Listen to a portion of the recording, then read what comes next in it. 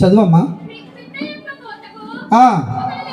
ఒకడు లేచును, సంగీతము చేయు స్త్రీలు, నాదము చేయు వారందరూ.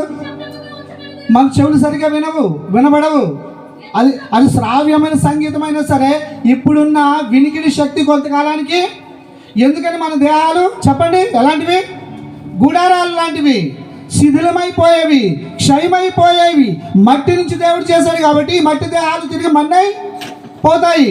చదవమ్మా.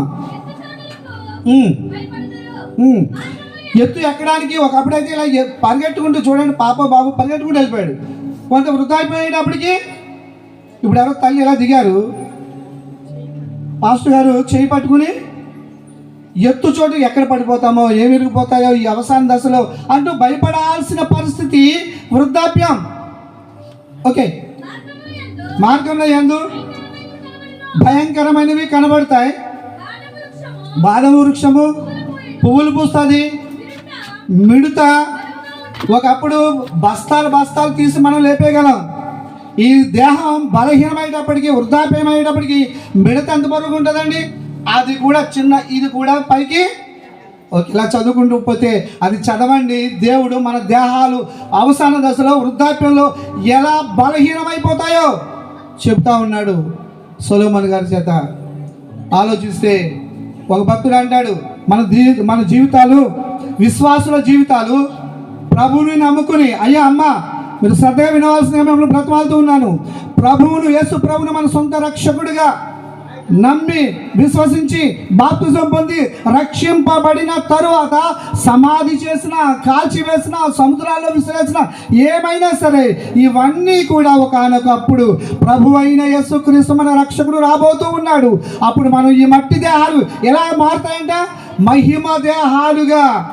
దేవునికి స్తోత్రం.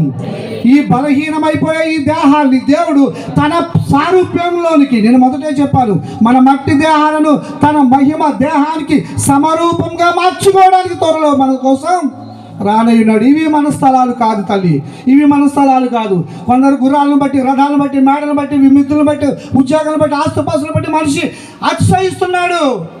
కానీ అతిశయించేవాడు ప్రభువును బట్టి, నా దేవుడు నా కోసం ప్రాణం పెట్టిన దేవుడు, నా రక్షకుడు నా కోసం రానై ఉన్నాడు అని ప్రభువును బట్టి అతిశయిస్తే ఎంత ధన్యులం, ఎంత ధన్యులం. యేసు ప్రభు అంటున్నాడు, నేనుండు స్థలంలో మీరును ఉండులాగిన నేను మరలా వచ్చి మిమ్మల్ని. ఎంత అద్భుతమైన వాగ్దానాలండి! ఇలాంటి వాగ్దానాలు ఇచ్చిన దేవుడు ఎంత గొప్పవాడు. మరి నమ్మారా? విశ్వసించారా? అంత దేవుడు, అంత గొప్ప దేవుడు దీనునిగా, దరిద్రునిగా మనం రక్షించడానికి లోకానికి వచ్చాడు. విశ్వసించారా? రక్షకుడిగా మీరు అంగీకరించారా? అంగీకరిస్తే మనం ధన్యులం. ఈ మట్టి దేహాలు ఒకప్పుడు దేవుడు ఆశిస్తే వృద్ధాప్యం వచ్చినా పర్వాలేదు, ఏమైనా పర్వాలేదు, కానీ దేవుడు వస్తాడు మనం తీసుకెళ్ళడానికి. తానుండే నిత్య నివాసంలో ఈ క్షయమైపోయే దేహాలని అక్షయ దేహాలుగా మార్చుకుని, ఎప్పటికీ క్షయం కాని దేహాలుగా మార్చుకుని పరలోకానికి తీసుకెళ్తాడు. ఎక్కడుండే బాధలు ఉండవు, ఎక్కడుండే శ్రమలు ఉండవు, రోగాలు ఉండవు, వైరస్లు ఉండవు, కరువులు ఉండవు, కాటకాలు ఉండవు, ఏమీ లేని, అసలు చీకటి మరణమే లేని పరలోకానికి తీసుకుని వెళ్తాడు. మీరు సిద్ధపడ్డారా? అయ్యా అమ్మ, సుగుణ్ రావు గారి మరణం మనకి నేర్పేది ఆయన గురించి చెప్పుకోవడానికి కాదండి, ప్రభు అయిన యేసుక్రీస్తు మరణం గురించి, మరణం తర్వాత జీవితం గురించి ఆలోచించారా? ఆలోచిస్తున్నారా? ఓ భక్తుడు అన్న మాటలు నేను చెప్పి ముగిస్తాను. మనిషి యొక్క జీవితం 3 మాటల్లో చెప్తాడు ఆయన. చాలా బిబ్లికల్ స్కాలర్ చెప్తారు.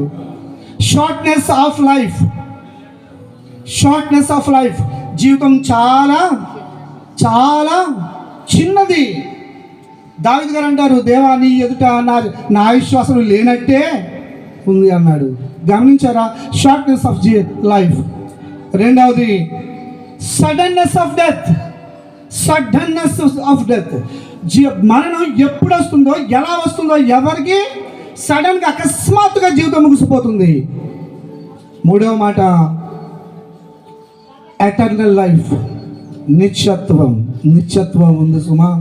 అయ్యా అమ్మ చనిపోయిన తర్వాత అంతా అయిపోయిందని ఎవరు చెప్పినా నమ్మకండి.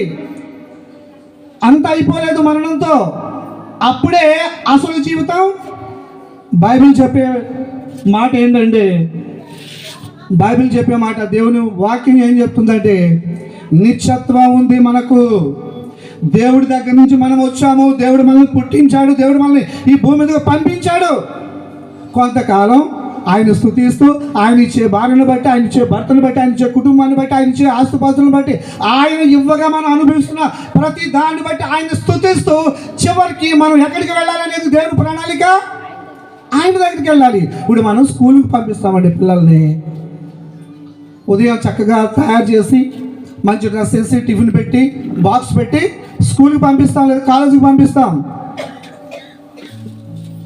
ఆటోలోనో, వ్యాన్లోనో, స్కూల్ బస్సులోనో, కాలేజీ బస్సులోనో. మళ్ళీ వాళ్ళు తిరిగి సాయంత్రానికి ఎప్పుడు రావాలి? సాయంత్రానికి వాళ్ళు మళ్ళీ మన ఇంటికి. ఒకవేళ ఆటో స్లోగా లేట్గా వచ్చింది, బస్సు లేట్గా వచ్చింది, ఏ టైర్ పంచర్ అయిందో, ట్రాఫిక్లోనో చిక్కుబడి లేట్గా వచ్చింది, ఈ పంపిన తల్లిదండ్రులు ఎంత ఆతృత పడిపోతారు. అయ్యో నా పిల్లలు ఇంకా రాలేదు, ఈ టైంకి రోజు వచ్చేసేవారు. స్కూల్కి ఫోన్ చేస్తాం, కాలేజీకి ఫోన్ చేస్తాం, వ్యాన్ డ్రైవర్కి ఫోన్ చేస్తాం, ఆటో డ్రైవర్కి ఫోన్ చేస్తాం. ఎంత ఆందోళన, ఎంత కంగారో కంప్యూటర్ చూసే వరకు.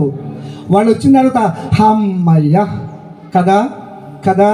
మరి దేవుడు మనల్ని ఈ లోకానికి పంపించినప్పుడు మనం పాపం చేసి, దేవుడు యథార్థవంతులుగా మనల్ని ఈ లోకానికి పంపితే, వివిధ తంత్రాలు కల్పించుకుని పాపం చేసి దేవుడి దగ్గరికి వెళ్ళాల్సిన మనం, అయ్యా అమ్మ ఈ లోకమే శాశ్వతం, ఈ సుఖాలే శాశ్వతం, ఈ భోగాలే శాశ్వతం, ఈ ఆస్తుపాస్తులే శాశ్వతం, ఇదే శాశ్వతం అనుకుని భ్రమతో పాపం చేస్తూ నిత్యాగ్ని గుండానికి వెళ్ళిపోతూ ఉంటే, దేవుడి దగ్గరికి వచ్చిన మనిషి తిరిగి దేవుడి దగ్గరికి వెళ్ళాల్సింది పాపం చేసి నిత్యాగ్ని గుండానికి వెళ్ళిపోతుంటే దేవుడు ఎంత కంగారు పడతాడో ఆలోచించారా? మనం సృష్టించిన దేవుడు, మనకు ఊపిరినిచ్చిన దేవుడు ఎంత ఆతృత ఆందోళన చెందాడో తెలుసండి. దానికి ఆ నిత్యాగ్ని గుండానికి వెళ్లకుండా చేసేది ఒకే ఒకటి, ఆయనే వచ్చి మనం వెళ్ళిపోతున్నా ఆ నిత్యాగ్ని గుండానికి వెళ్ళిపోతున్నా, ఈడ్చుకుపోతున్నా దానికి కారణమైన పాపాన్ని కడిగి ఆయన దగ్గరికి సమాధాన పరుచుకుని తీసుకెళ్ళడానికి ఆయనే వచ్చాడు. తల్లి ఆయనే వచ్చాడమ్మా. మధ్యవర్తులు ఎవరు లేరు, ఏ అయ్యగారు లేరు, ఏ అమ్మగారు లేరు, మరి అమ్మగారు లేరు, ఎవరు లేరు. నరుడికి దేవుడికి మధ్యవర్తి ఒక్కడే, యేసు ప్రభు. ఆయన ప్రాణం పెట్టాడు. పరిశుద్ధుడు, నిర్దోషి, నిష్కపటమైన రక్తం కలిగి ఆయనే ఈ లోకానికి మనం సమాధాన పరచుకోవడానికి వచ్చారు. ఆలోచించారా? ఆలోచిస్తున్నారా? సుగుణరావు గారి ఈ ఆదరణ కూడిక, జ్ఞాపకార్థ కూడిక మనకి జ్ఞాపకం చేసే దేవుని సత్యాలు ఇవి. దయచేసి వీటిని మనసులో ఉంచుకోండి. ఎవరైనా ఇంకా రక్షణ పొందకపోతే రక్షింపబడండి. ప్రభువు యేసుక్రీస్తునందు విశ్వాసం ఉంచిన వారు రక్షింపబడతారు. యెహోవాను దేవునిగా కలిగిన జనులు ధన్యులు. మన పాపాలు, మన జన్మ కర్మ పాపాలన్నింటిని ఆయన ఎదుట ఒప్పుకుని విడిచిపెట్టినట్లయితే ఆయన రక్షిస్తాడు. ఈ లోక యాత్ర చాలించిన తర్వాత అందరూ చనిపోవాల్సిందే.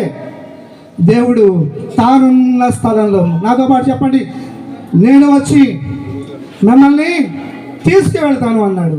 ఈ మాటలు మన హృదయాలు భద్రపరుచుకుందాం, దేవుని విశ్వాసించుదాం. అక్క కోసం, దూరదేశంలో ఉన్న బిడ్డల కోసం మీరు ప్రార్థన చేయండి. వాళ్ళు రక్షింపబడి చక్కటి సంఘంలో వాళ్ళు సభ్యులకు కొనసాగుతూ ఉన్నారు. ఆయన రాకడకు రాజ్యానికి సిద్ధపడి అనేకుల కోసం ప్రార్థించే తల్లిగా అక్కను, ఆ బిడ్డలను మీరు దీవించాలని నేను ఆశపడుతూ ఈ సమయం ఇచ్చిన పాస్టర్ గారికి నా ప్రత్యేకమైన వందనాలు తెలియజేస్తూ నా మాటలు ముగిస్తున్నాను. థ్యాంక్ యూ అండి. Thank you.